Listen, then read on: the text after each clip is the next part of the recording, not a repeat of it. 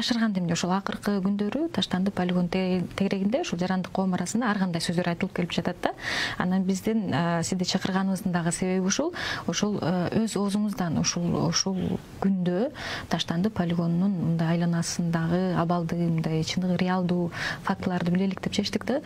Ошол боюнча айтып кетсеңиз, мындай караганда эми сиз өзүңүз дагы ушу маалымат берип жатасыз. Эстондук компания рекультивация кылабыз деп таштап кетип калды эле. Сиздер болсо азыр учурда ижарага алып жанагы Таштанды полигонун түзүп жатасыздар.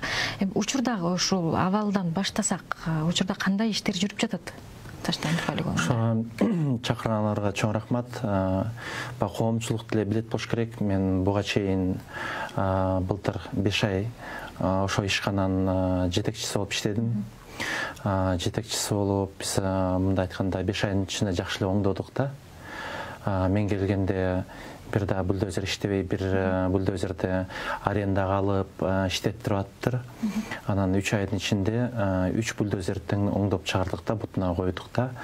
Анан кийин өмүрү ошо иштеп аткан полигондо иштеп аткан балдардын жана жуунуучу жайы тушу мындай айтканда өтө жаман абалда экен, Эми ал жерде билесиңер да, полигондо түтүндүн арасында иштейт балдарчы. Бир суса иштеткенде аябай эле жагымсыз жыттарына сиңип калат да. Анан кийин которуш керек. Ошондо душун мындай айтканда бир 100 000 сом кетирип, толугу менен ремонттоп бердим да. Моторун коюп, ысык муздак суусун чечине турган жайын таатынакай кылып, жанагындай евро ремонт кылып, ишин баарын жасап берди. Өмүрү иштебеген жанагындай кир жуучу машинесин да ошонун баарын туташтырып, мындай айтканда сонун абалга келип калды да. Андан тышкары балдарга мындай айтканда форма алып бердик, тендер өткөрүп, жанагындай иче турган айран сүтүн алып берип, анан кийин көп эле убакта мен көрүп аттым, бул балдардын айлыгы аз экен да. Сиз иштеген маалда? Мен иштеген маалда да. Анан кийин ошондо эми баягы адамга мотивация бериш керек да. Мына көңүлдүү иштеш керек. Анан эң негизги эле мотивация бул айлык маянасы экен. Анан айлык маянасы мэриядан бекилгенден кийин мен аны өзгөртө албайт экенмин да өзүм. Ошондуктан өзүм мойнума жоопкерчиликти алып, мен мындай тыйын үнөмдөп, анан кийин премия бериш элем да. Анан кийин бирок каалайсыңбы, каалабайсыңбы, эми мисалы жөнөкөй эле мисал келтирейин. Айлыгыбыз 20 000 сом болсо, 20 000 сом айлыгыбыз болсо, биз болсо кредитке машина алып, кредитке батарея алып, андай жашай албайбыз да, туурабы?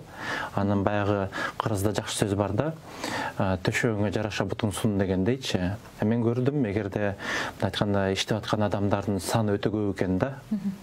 Анан кийин аракет кылып, оптимизация деп коет, кыскартып, иштегендердин санын кыскартып туруп, анан калгандардын айлыгын көтөрөйүн дедим да. Учурда азыр ошол иштин үстүндө иштеп жатасыз. Анткени ошол эле кызматкерлердин арасында дагы мындай наразычылыктар болгону айтылбадыбы? Сиз айтып жатасыз, ошол сиз жетекчи маалында, мисалы, шарттар оңдолгон депчи. Бирок ошол эле шарттарыбыз начар, ошол эле айлык, жана сиз айткан жанакы кыскартуу маселеси боюнча дагы наразычылыктар айтылып жатат го ошо кызматкерлер тарабынан. Ошол боюнча дагы көрөрмандарга мындай кененирээк түшүндүрүп берсеңиз. Биз орто эсеп менен санаганда, билесиңер да, айлык маянасынан чыгарып, мындай айтканда, ошо айлык маянасынан салыктарды алынып калат да. Мисалы, айлык маяна 20 000 болсо, бир 3 000 ошо кетип калат, айлыгы тиги салыкка кетип калат, калган колуңа таза бир 17 000 аласың. Ошол айлык маяна премияларын баарын кошуп, мисалы, ошо бир жылдачы кошуп, анан кийин анын баарын кайра 12 айга бөлгөндө орто эсеп менен 40-45 000 алат экен да. Анан алар болсо күнүгө иштебейт да. Сменный жумуштап коет, мисалы, бир күн иштейт, бир күн иштейт, анан кийин 2 күн бошта. Ошондо 10 күн иштеп, 10 сутка иштеп, анан кийин мындай маяна деле баарында эле жок болуш керек шаардачы. Анан кийин бул гос жумуш, стабильный жумуш, жанагындай форма берилет. Тамак ашка ай сайын 18 000 сом берилет. Анан жетекчиликтин атынан дагы мындай коюп-ойлор да союлуп турат да. Эми силер балдар. Канча кызматкер бар учурда? Азыркы учурда эми штатный расписание деп коет, негизи 43 адам да. 43 адам, андан тышкары дагы өзүнчө договорлор менен алынганда, анан бир жылдык ошондо фонд оплаты труда деп коет, орто эсеп менен 25 миллионго барып калат экен да. Анан биз көрдүк, кыскартып элечи, анткени кыскартып, анан кийин иште эле жүрөт да, кыскарганда эле иш жүрөт да. Болгондо эле экономдош керек. Экономдоп. Ошондо канча пайызга кыскарат? Ошондо мындай айтканда штат 50%га кыскарып атат. Көбүнчө баягы. Бул таштанды полигонунун ишинин мындай аксатпайбы? Бул болсо көбүнчө офисте отургандар көбү кетти да. Мисалы, офисте отургандардан 20 киши отурса, 9 эле киши калып атат да. Ошондой эле офисте отургандарда жарымы кетти, полигонундан дагы көбү кетти. Анан мындай нерсе бар экен, баягы эми үй бүлөдө биз тыйын санайбыз да, туурабы? Тыйын санап, үй бүлөлүк бюджетти түзөбүз. Мындай айтканда, азыр биз иштеп аткан абал менен илгеркиче иштеп атсак, көп эле каражат ысырап болуп кетет экен да. Ысырап болуп кетет экен. Азыр биз иштеп атканда иштесек, 3 эсе көп, мындай айтканда, расход болуп кетип атат да. Андан көрө, мындай айтканда, эч кандай башың оорутпай, солярка алам, анан кийин тиги тракторлор бузулат, анан аларга тетик алыш керек, анан аларды ремонттогонго балдар алыш керек дебей элечи. Ошолордун баарын кыскартып туруп эле, андан көрө тендер өткөрүп туруп эле, мындай жеке компания берип койсоң, эртеден кечке чейин иштейт, мындай айтканда, башыңды да оорутпайт да. Өзүнүн жетекчилери карап турат да, жумуштучу. Ошондо 3 эсе аз расход кетет экен да.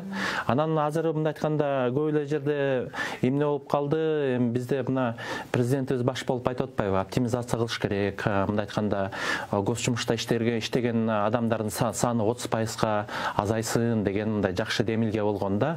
Бирок иш жүзүндө мындай айтканда жөнөкөй жана офисте пол жууп аткан кызды кетире албайсың да. Ал деле бир мындай айтканда депутат же бирөөнүн тууганы болуп чыгат да. Аны кетирсең чоң жаңжал башталат. Мен мына жайында ошол оптимизацияны кылам, мындай айтканда экономиканы жакшыртам деген айынан өзүм да жумуштан кетирип салды да, мындай айткандачы. Ошо мен кылган оптимизацияны жокко чыгарып туруп өзүмдү жумуштан кетирип салды. Анын жыйынтыгы эмне болду?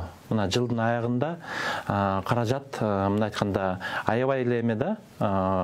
Биз жакшы иштетсек, мен санап көрдүм, бир 20-30 миллион ашып калат экен да. Жакшы иштетсек, мына ишкананычы. Анткени биз кредитте төлөйбүз да. Жана Евробанктан алган кредит, мындай айтканда, башкалар алды, жана жаңы полигон салабыз, эскини жабабыз депчи. Ал жерден мындай айтканда биз жеке ишкана андай эле чоң пайда көргөн жокпуз да.